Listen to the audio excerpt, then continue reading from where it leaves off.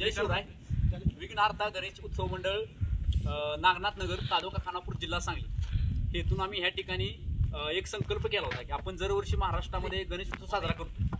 गणेश उत्सव का साजरा करा ह्याच्या पाठीमागचा टिळकांचा हेतू वेगळा होता. आपल्या देशाला स्वातंत्र्य 15 ऑगस्ट 1947ला मिळालं, पण या देशाला स्वातंत्र्य मिळवण्यासाठी तरुणांचं योगदान खूप महत्त्वाचं होतं. त्यातून एक देशामध्ये सामूहिक एकता निर्माण झाली आणि त्याच्या माध्यमातून ह्या देशाला स्वातंत्र्य मिळण्यास खूप मोठा सोयीस्कर भाग मानला गेला. आणि आज आपण बघतो महाराष्ट्रामध्ये किंवा भारतामध्ये गणेश उत्सव साजरा केला जातो त्यामध्ये अनेक मंडळ आहेत, पण आपण मंडळांच्यामध्ये एक वेगळा उपक्रम केला पाहिजे. आता सध्याच्या काळामध्ये आपण बघतो की मोबाईलच्या माध्यमातून आताची सध्याची पिढी जी आहे ह्या गड किल्ल्यापासून एक भरकटत चाललेली आहे. छत्रपती शिवाजी महाराजांनी 1645ला कसं हिंदवी स्वराज्य स्थापन केलं, पण आज आपल्याला एखादा किल्ला चढताना देखील आपल्याला नाकिनव येतो. ही छत्रपती शिवाजी महाराज सगळ्यात मोठी आपल्याला काय तर प्रेरणा काय असेल तर महाराजांचे गडकोट आहेत. आज छत्रपती शिवाजी महाराजांचे एकंदरीत गडकोट किल्ले किती आहेत तर महाराजांचे 360 गडकोट किल्ले महाराजांनी जिंकून घेतले होते. त्यापैकी आपण लोक हिंदुस्थानामध्ये 520 किल्ले आहेत आणि महाराजांच्या ताब्यामध्ये 360 किल्ले होती. छत्रपती शिवाजी महाराजांनी त्यांच्या एकंदरीत आयुष्यामध्ये 111 किल्ले नव्याने बांधले आणि बाकीचे किल्ले सगळ्या काय तर महाराजांनी डागडुजी केलेले आहे. हे असे असणारे काय तर महाराजांचे किल्ले आणि महाराजांच्या किल्ल्यांच्यावर आपल्या महाराष्ट्रात तरुण नव्हे तर जगातले अनेक तरुण ह्या ठिकाणी किल्ले बघायला येत असतात, पण आपल्या उशेशी किल्ले आहेत पण आपल्यातला महाराष्ट्रात तरुण आज बघायला येत नाही. ही सगळ्यात मोठी शोकांतिका आहे. आज आमच्या विघ्नहर्ता गणेश उत्सव मंडळाच्या वतीनं आम्ही छत्रपती शिवाजी महाराजांचा जो राजगड नावाचा किल्ला आहे ह्या राजगडानं अनेक छत्रपती शिवाजी महाराजांच्या आयुष्यातल्या घटना बघितल्यात. त्याच्या अगोदर राजगडचा पूर्व इतिहास काय आहे तो खूप महत्वाचा आहे. महाराष्ट्रामध्ये जे सर्वात एक जुना किल्ला म्हणून कुठला किल्ला ओळखला तर राजगडचा किल्ला आहे. आता राजगडचा किल्ला कुठला तर महाराष्ट्रामध्ये 7 वाहनांची सत्ता होती. ह्या 7 वाहनांच्या घराण्यातील सतकर्णी राजा होता. आता ह्या सतकर्णी राजानं इसवी सन पूर्व पहिल्या शतकामध्ये म्हणजे 70 सालामध्ये हा काय तर किल्ला बांधला होता. म्हणजे आज जवळपास 2000 वर्षापूर्वीचा हा किल्ल्याचा इतिहास आहे. त्या सतकर्णी राजानं हा किल्ला बांधला आणि तेव्हापासून महाराष्ट्रामध्ये काय तर किल्ले बांधण्यास सुरुवात झाली. त्याच्या अगोदर आपण उत्तर भारतामध्ये जी मौर्य सत्ता होती ह्या मौर्याने देखील उत्तरेमध्ये किल्ले बांधले होते. आणि आता सध्याला किल्ल्याचे जे प्रकार आपण बघतो त्यामध्ये जलदुर्ग नावाचा किल्ला आहे. भूदुर्ग म्हणजे सपाट जमिनीवरती असणारा किल्ला त्याला आपण सपाट मैदानी किल्ले असं म्हणतो. डोंगरावरचा म्हणजे गिरिदुर्ग हा गिरिदुर्ग प्रकारचा किल्ला आहे. आणि अजून एक कुठला तर वनात असणारा किल्ला तर राजगड नावाचा किल्ला आहे. हा कसा तर डोंगरावरती असणारा किल्ला आहे. ह्या किल्ल्याचं मूळ डोंगर होता तो मुरुंबदेवचा डोंगर असं म्हणायचा. आता नंतरच्या कालखंडात हा किल्ला प्रत्येक शासकाने फिरत गेला. 1347 साली गुलबर्गा ह्या ठिकाणी बहामनशाही सत्तेची स्थापना झाली. हसन गंगूर्फ बहामनशाह त्यानं काय केलं बिदर ह्या ठिकाणी बहामनशाही सत्तेची स्थापना केली. नंतर पुढे काय झालं की बहामनशाहीचे 5 तुकडे पडले गेले. हा किल्ला काही दिवस विजापूरच्या आदेशात ताब्यात होता. नंतर छत्रपती शिवाजी महाराजांनी काय केलं तर 1647 साली छत्रपती शिवाजी महाराजांनी हा किल्ला जिंकून घेतला गेला. 1647 किल्ला जिंकल्यानंतर 1649ला छत्रपती शिवाजी महाराजांनी ह्या किल्ल्याचं बांधकाम सुरू झालं.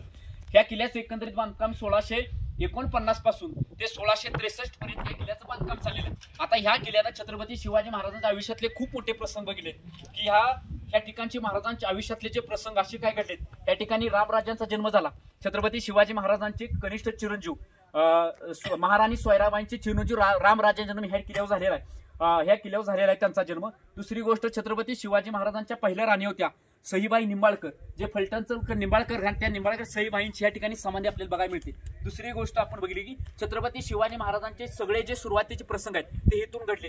त्यातला पहिला जो प्रसंग आहे जावळी विजय. छत्रपती शिवाजी महाराजांनी यशवंतराव मोऱ्यांकडून 1656 साली जावळी जिंकून घेतली आणि इथूनच महाराज काहीतरी जावळीत खाली उतरले होते आणि जावळीच प्रदेश महाराजांनी जिंकून घेतला. जावळीच्या प्रदेशातून महाराजांना रायगड नावाचा किल्ला मिळाला गेला. तो एक महाराजांच्या आयुष्यात सर्वात मोठा प्रसंग झाला.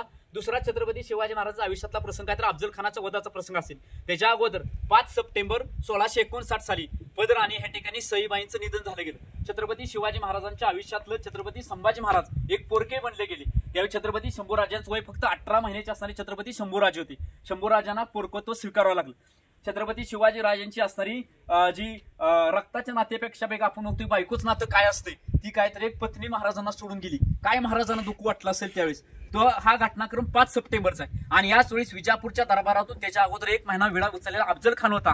मैं शिवाजी को जिंदा या मुर्दा आपके कदमों में लाके पेश करूंगा नाम नहीं लूंगा मैं अफजल खान असा मानणारा अफजल खानाचं छत्रपती शिवाजी महाराजांच्यावर एक मोठं आक्रमण कोसळलं गेलं. एकीकडे बायकोचं निधन झालंय आणि दुसरीकडे बघितले छत्रपती शिवाजी महाराज एवढा मोठा प्रसंग कोसळलेला आहे. महाराजांनी तसल्या दुःखात या ठिकाणी महाराजांनी राजगड सोडला आणि महाराजांनी काय तर प्रतापगडचा असणारा भोरप्या नावाच्या डोंगरावर काय तर छत्रपती शिवाजी महाराज अफजल खान आणायला ठरवलं गेलं. अफजल खानाने येताना सैन्य वाईमध्ये अफजल खानाचे सैन्य झालते 40,000 अफजल खानाचे सैन्य जाऊन पोहोचले. छत्रपती शिवाजी महाराजांनी चांगले मॅनेज करून अफजल खानाचं काय तर प्रतापगडाच्या 10 नोव्हेंबरला महाराजांनी कोथळा बाहेर पडला. त्यामुळे ती एक घटना महाराजांनी हेतूनच सगळे सूत्र हरवले आणि महाराज स्वतः जवळीत गेले होते. नंतर छत्रपती शिवाजी महाराज आयुष्यातला एक पुढचा प्रसंग आला की छत्रपती शिवाजी महाराजांनी विजापूरच्याकडे 17 किल्ले जिंकून घेतले गेले आणि 1 डिसेंबर 1659 ला महाराजांनी पन्हाळा जिंकला आणि आदिलशाह चिडला गेला. मग आदिलशाहनं काय केलं तर बघा की त्यांच्या दरबारात असणारा सिद्धी जोहर जो कर्नूल प्रांताचा सुभेदार सिद्धी जोहर होता, या सिद्धीला छत्रपती शिवाजी महाराजांचा बंदोबस्त करण्यासाठी पाठवलं गेलं आणि त्याच्याबरोबर असणारा कोणता अफजल खानाचा मुलगा फाजल खान, म्हणजे आपल्या बापाला मारले आणि आपल्या बापाला मारल्याचा बदला घ्यायचा असेल तर आपण काय केलं पाहिजे, शिवाजीला मारा गेलं पाहिजे. म्हणून सिद्धी जोहर कोण फाजल खानाला, एकंदरीत फाजल खानाची आणि सिद्धी मसूदचे सैन्य आपण बघितली. सिद्धी जोहरचे 55,000 सैन्य घेऊन तो आला. तेव्हा छत्रपती शिवाजी महाराज कुठे होते, पन्हाळे होते आणि महाराज पन्हाळा अडकते. त्या ठिकाणी छत्रपती शंभूराजे आणि मासाहेब ह्या ठिकाणी होत्या आणि बाकीचा असणारा छत्रपती शिवाजी महाराजांचा सगळा जो असेल दरबारातली लोक ह्या ठिकाणी होती. महाराज तिकडे अडकले. अशा प्रतिकूल परिस्थितीत जिजाबाईने मातोश्री जिजाबाई स्वतः ह्या ठिकाणी महिलांचे पथक निर्माण करून आपण देखील माझ्या मुलाला सोडवायसाठी ह्या ठिकाणी राजमाता जिजाऊने स्वतः प्रयत्न केलेत. ज्या राजमाता जिजाऊने त्या यातना ह्या ठिकाणी सहन केलेत, कारण आपला शुभ आता काय खरं नाही अशा प्रकारची परिस्थिती निर्माण झाली होती. छत्रपती शिवाजी महाराजांचे चुलत चुलते मुंबाजी भोसले हे अफजल खानाच्या सैन्यामध्ये मिळाले होते. एकंदरीत अफजल खानाचा पूर्वेतिहास, अफजल खानाची ताकद, ह्या सगळ्या गोष्टी महाराष्ट्राच्या कानाकोपऱ्यात घुमत होत्या.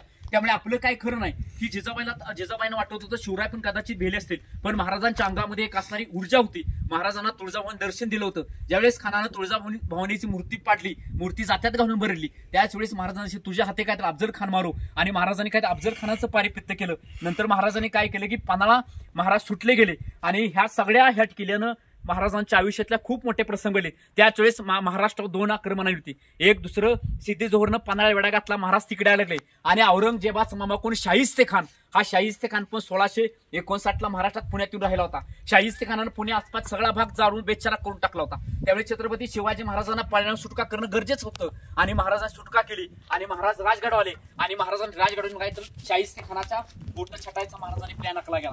महाराजांनी काय राजगड सोडला, राजगड सोडून महाराज सिंहगडावर गेले आणि सिंहगडावर महाराजांनी काय केले की शाहिस्ते खानावर छापा टाकण्याचा बेत केला. 5 एप्रिल 1663 ला छत्रपती शिवाजी महाराजांनी पुण्याच्या असणाऱ्या लाल महालात ज्या ठिकाणी छत्रपती शिवाजी महाराजांचं वास्तव्य गेलं त्या ठिकाणी महाराजांनी काय केले, 5 एप्रिल 1663 ला शाहिस्ते खानाचे म्हणजे 1.5 ते 2.5च्या मध्यान म्हणजे मध्यान रात्र म्हणलं इतिहासकारांनी. अनेक इतिहासाच्या सभासदात कृष्णाने समाज सांगतो, कवी परमानंद सांगतो, साकी मुस्तद खान अनेक ग्रंथामध्ये समकालीन काहीतरी वर्णन केलेलं आहे. तर मध्यान रात्रीमध्ये कदाचित 1.5 ते 2.5च्या दरम्यान असावं. या काळामध्ये मधल्या काळात गडद झोप लागते. दुसरी गोष्ट रमजानचा महिना चालू होता, त्यामुळे मुस्लिमांच्या मध्ये काय केलं तर सकाळचा सूर्योदय उगण्यापूर्वी जेवढं जातं आणि संध्याकाळी सूर्योदयापूर्वी जेवायचं उपास धरला जातो, दिवसभर तुमकही गिळायचं नसत्या. त्यामुळे एकंदरीत सैनिक सगळे थकले होते. छत्रपती शिवाजी महाराजांनी शाहिस्ते खानाच्या पाऱ्याचा जवळ 80,000 पाऱ्याचा वेढा फोडून महाराज काय तर आत गेले आणि महाराजांनी काय ज्या ठिकाणी शाहिस्ते खान झोपला होता म्हणजे बेडरूम मध्ये